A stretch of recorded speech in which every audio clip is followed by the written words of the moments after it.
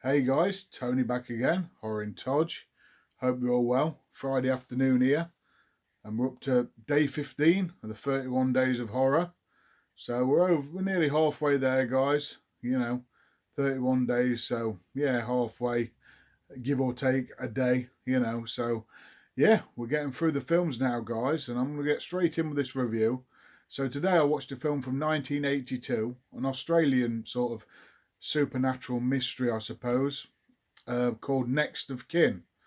So I'm going to get straight into this review, guys. Tell you a bit about Next of Kin and what my thoughts, and what happened in the film and stuff, and some little bits and bobs. So basically, Next of Kin is directed by Tony Williams.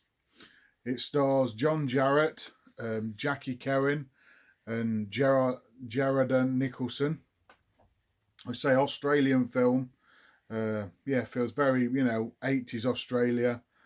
And what happens is this woman inherits this uh, care home, old people's home, from her mum who passes away, and she hasn't been back home for a long time. So she comes home, and it's all a bit, what do I do? She's got to take some advice off the nurses and stuff in there.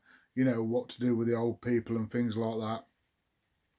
And there's all sorts of bits and bobs going on.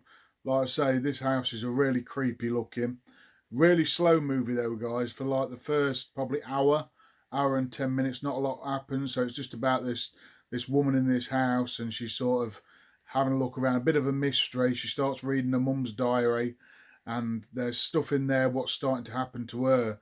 Like there's this mysterious figure around the place where she's sort of thinking, there's this supernatural sort of entity, and a few of the old people start dying, and they're sort of unexplained sort of deaths, and you're trying to piece together what is actually happening. And like I say, the last half an hour or 20 minutes, it takes a turn, and it turns completely different genre from like supernatural mystery to another genre, which I'm not going to say because it's going to spoil it, guys. But yeah, it turns to another horror genre, and yeah, it just absolutely turns it on its head. So, like I say, really slow build up, guys, to begin with for this lady, and then you sort of last 20 minutes you get it. And I really like the last sort of 5 minutes as well, because there's like this scene in like a petrol station, which is quite cool at the end. But yeah, really sort of spooky affair, guys. Got a lot of European influences here. It's very, I suppose, Italian feeling, giallo sort of feeling, that sort of thing. Argento with the camera work. There's lots of sort of corridors in this one, and the whole old people's home, or there's lots of corridors, and even sort of, I don't know, touches on sort of Stanley Kubrick's directing, because you've got these scenes that are very much like The Shining, with the toilet, the bathroom scenes with the bath with the shower curtain around, and it's just, yeah, it feels a bit, yeah, shining-esque sort of thing. So yeah, but you got some great camera work in this, guys. Great score, sort of an undertone score. No real loud music, but sort of it's really there. There's some great music in this, and yeah, like I say, the camera work's the sort of most impressive part about the film. I think you've got like lots of dollies and stuff, and movement around, and sort of those spin around shots to make it feel really creepy. Yeah, there's some great sort of camera work.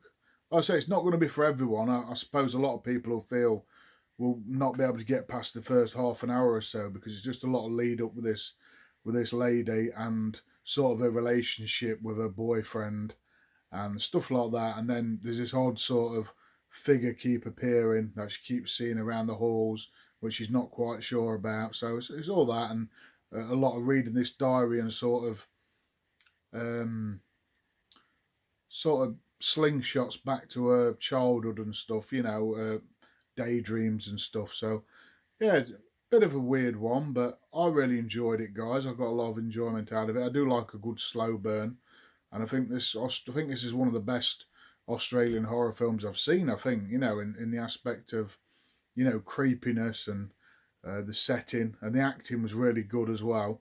Thought the acting was great, and yeah, the ending sort of pays off if you're into that sort of thing. I think it was really, I didn't see it coming, to be fair.